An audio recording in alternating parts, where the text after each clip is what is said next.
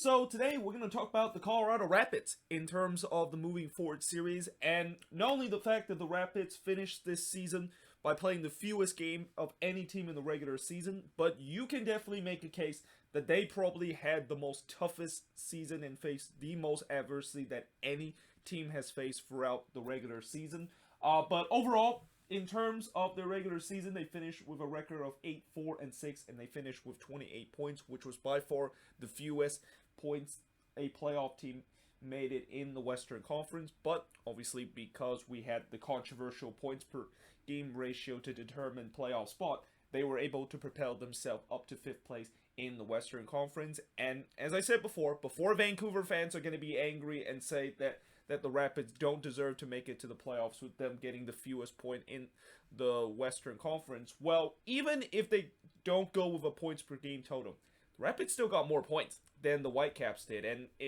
and basically the Rapids would have still finished 8th in the Western Conference if we didn't do the points per game total, and that the 8th seed would have still be enough for them to make it to the playoffs. Now, in terms of goals scored, they scored 32 goals this season, which is still pretty good for a team that only played 18 games this season. I mean, we have teams that pretty much play 23 games this season and only finish with about 30 these so odd goals. But the Rapids, even in a very shortened season for them, they were still able to reach 32 goals, and they gave up 28 goals with a goal differential of +4. As I mentioned, they finished 5th in the Western Conference because of the fact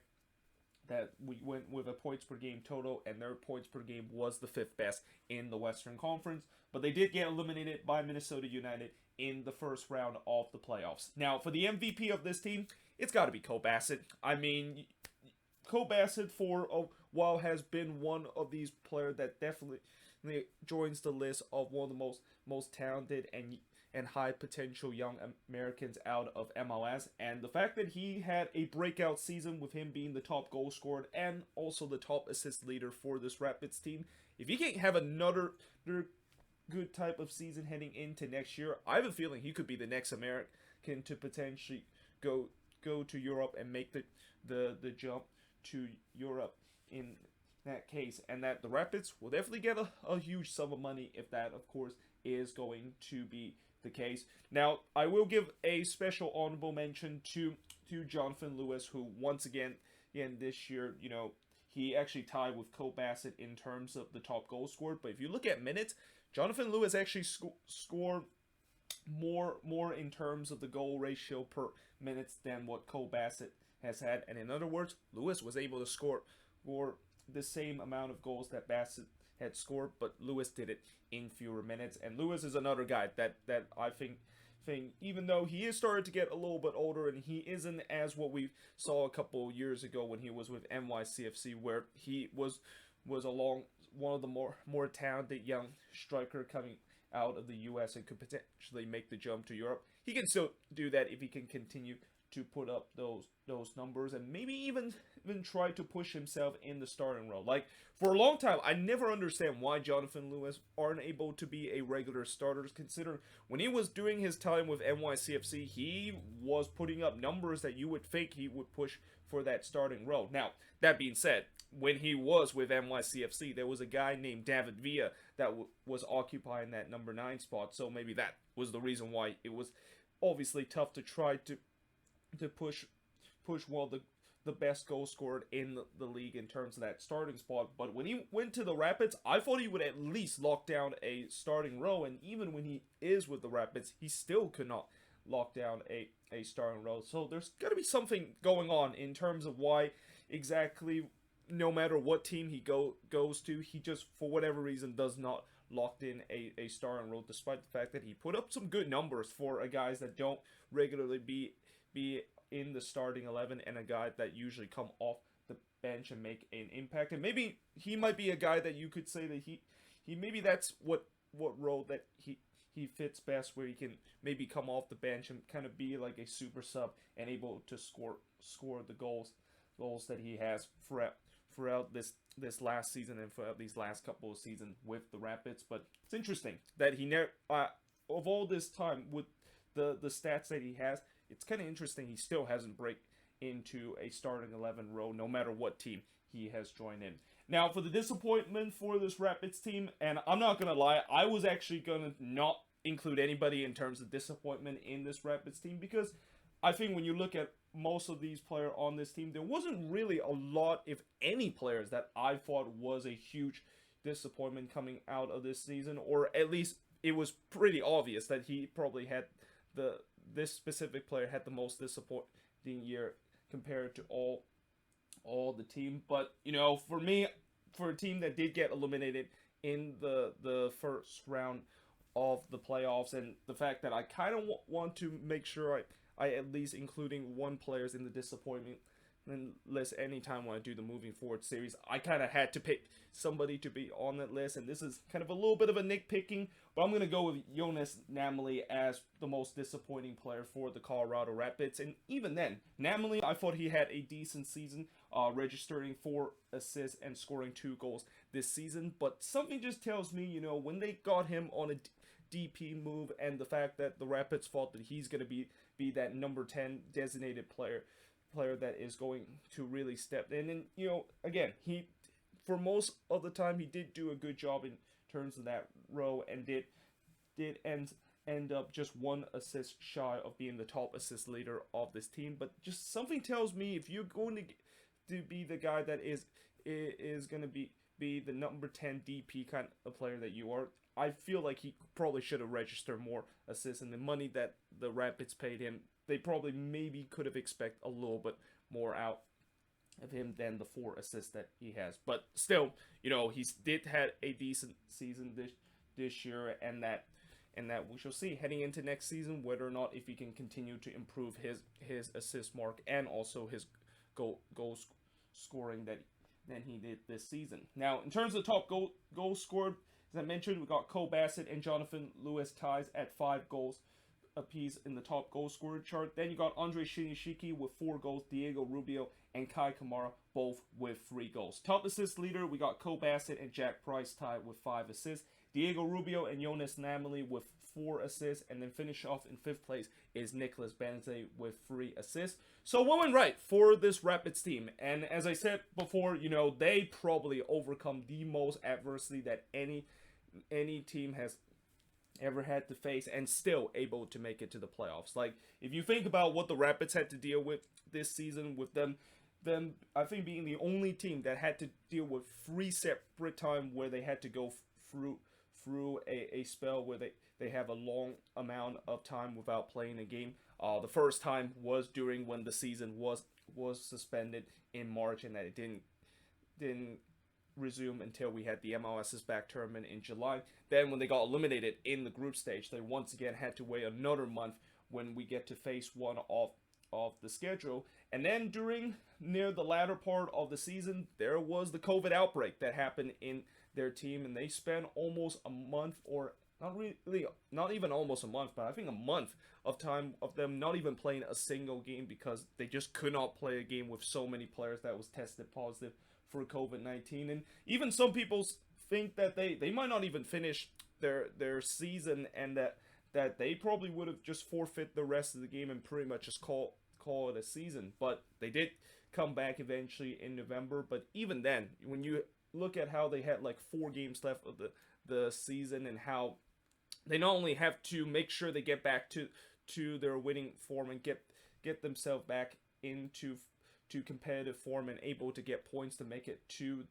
the playoffs, but they also had to do it against a couple of really tough team. And I thought when the first game that they came back against Sporting KC, where they got destroyed 4-0, and then the very next game they lose to Minnesota on the road, I thought it was the end of the line for the Rapids. I thought the Rapids was pretty much going to be doomed, but the fact that they kind of showed that resilience in the last couple of games, able to get some crucial points to get them into the 5th spot in the Western Conference and make it to the playoffs for the first time since 2016, just shows how much character that this team has, and how much tenacity and battle that this team had to go through to be able to earn themselves into the playoffs. I mean, I know this season, it's been a very tough season for everybody, but I think if there is a team that probably deserve in terms of the playoff spot the most this season, it has to be the Colorado Rapids, of all the adversity that they had to face this season. The other thing that went right is the revelation of Cole Bassett, which again we knew that he can definitely be a kid that has some good talent, and we just have a feeling that it was a matter of time when he, of course, is going to have that breakout year where he's going to really make himself a name as another young American that could be making the jump to Europe. And again, in a year time, if he can continue to put up similar numbers that he did last season with the Rapids, I think he's going to be the latest American that's going to be getting that big money move to make the jump to go to Europe to continue to develop his career. And then the third thing that went right for this team is the road performance. And for the past couple years, the Rapids have been one of those teams that always struggle whenever they go on the road, and it's almost feels like every time when the Rapids go on the road, it's probably going to be an automatic loss for them. But this season, that was not the case. I mean, they won their first road game this season against DC all the way back in February, and then when the phase 1 and phase 2, and then eventually the rest of the regular season is finished, they actually tally more road wins than they have in any previous last couple of seasons. And in fact, I think they probably won more road games this season compared to the last 2 seasons that they had when they have to go on the road. Now, that being said, I know this season when you're the road team, you're probably going to get a little bit more advantage than previous season with the fact that there's no fans in attendance, and home field advantage seems like it's not a thing this year with the fact that there's been limited or no fans that is attended these games. But still, it's very impressive to see that the Rapids are able to have success on the road, and that's what kind of makes a team that if you want to make it to the playoffs and you want to potentially get close to those top 4 spots to at least get a home game in the playoffs, you need to at least win 1, 2, or even 3 of these road games, on top of the fact that you have to be incredibly good when you playing at home and not drop a lot of points whenever you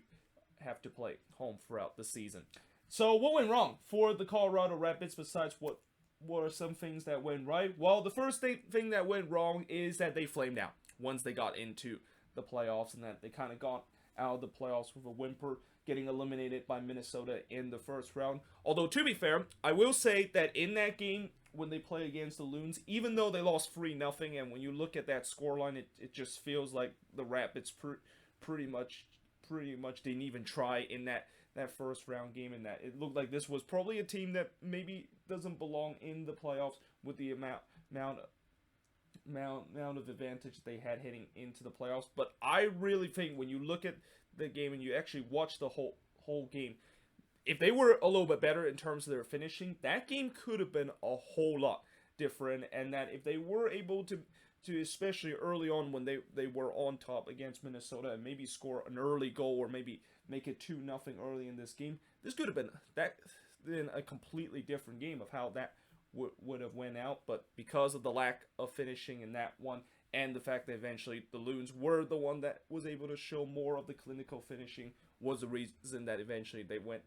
out with a 3-0 loss. And that in some way you can also say that it was kind of disappointing, the fact that they got flamed out and got eliminated in the first round, because this was another team that I said coming into the playoffs, this could be a dark horse kind of team, and could be a team that can definitely make a deep playoff run, and they definitely have the talent and the form that could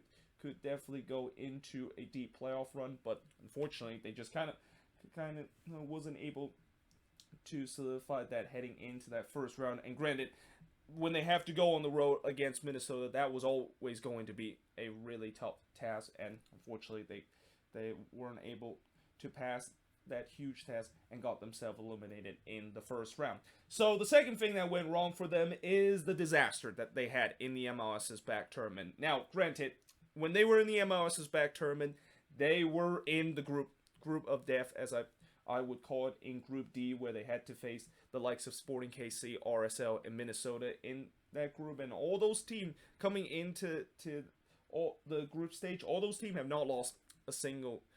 game, and that was always going to be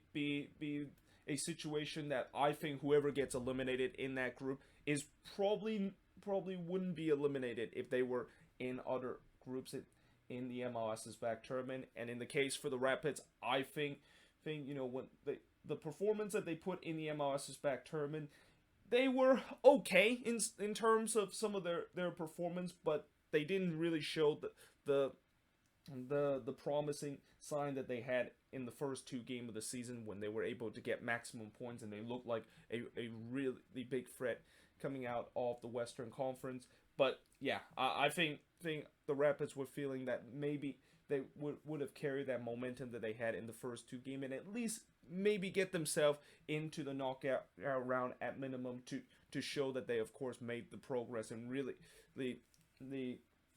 show people why they are considered one of the dark horse heading into this season, and unfortunately they just didn't show it in the MLS's back tournament. And then the third thing that went wrong for them is that they did not do a good job in terms of the COVID protocol. And anytime when a team has a COVID outbreak like the Rapids had during the latter part of the regular season, somebody is going to have to take the blame, and it's either they did not do a good job in terms of the testing, whether if there was just multiple false positive tests or false negative tests in that sense, and that people didn't, or whoever is in charge of that didn't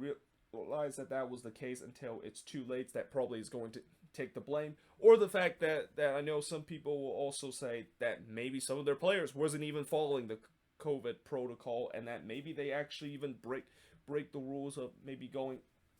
out to town when they shouldn't be. I mean, we've already hear a lot of cases where players, not just in MLS, but pretty much in other sports league like the NFL, NHL, and even the MLB, where there's been cases where players decided to go out of town and decided to not follow the COVID protocol. And that could maybe be the case for the Colorado Rapids too, where maybe some of those players, they decided to not follow the proper COVID out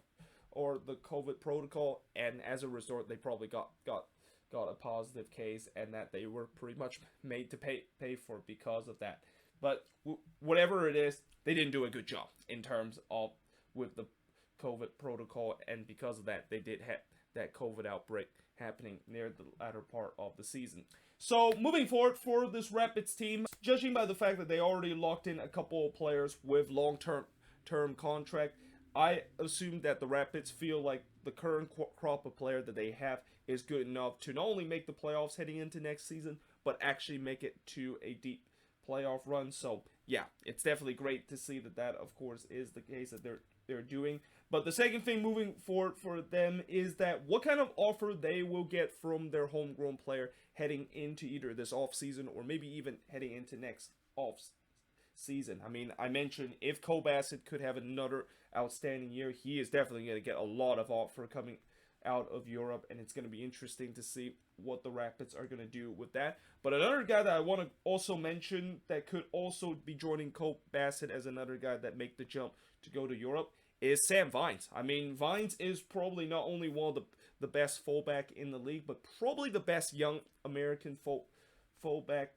in the league right now, and that he once again had another outstanding year last season. And again, if he can continue to have another outstanding year heading into next year, there's going to be even more offer that is going to be coming from Europe that want to acquire his service. And it will be interesting to see that heading into the next offseason with all these offers that the Rapids had, they could potentially make some very big sale and kind of make something similar to what the Union did this offseason, where they were able to sold off some of their young talented player for a huge profit of a sum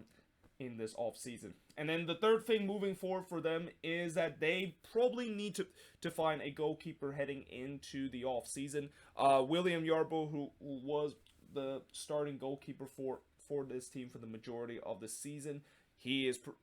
pretty much going to